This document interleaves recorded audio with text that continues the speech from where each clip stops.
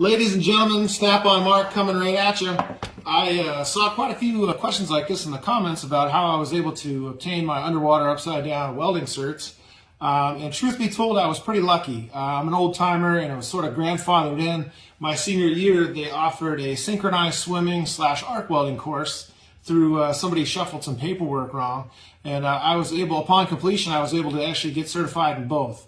Some pitfalls in those kind of courses, if that's something that you're interested in. Over the course of the year, there's going to be some kids that end up washing out, literally they drowned.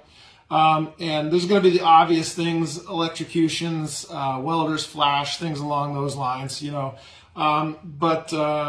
depending on whether or not you're doing the freshwater, saltwater, there's going to be shark attacks, and just those type of things are expected. Those numbers are it's gonna thin the herd out by the end of the year. So just that's something to keep in mind, to be expected. But the number one, believe it or not, the number one thing is actually swimmer's ear.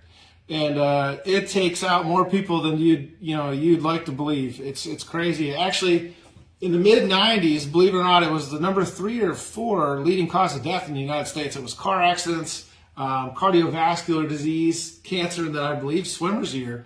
And the welding programs contributed that heftily, I'm sad to say. So, don't be a tough guy. Don't, put your earplugs in before you go down. Nobody's impressed. Oh, I can see, the tympanic membranes. You're going to end up paying the cost for that. So, just something to be wary of. And then the last little bit of advice I'll give you is, after you do receive your certs and you're able to get onto a job site, any stick jockey can run a bead and push a weld. I mean, you're nobody special.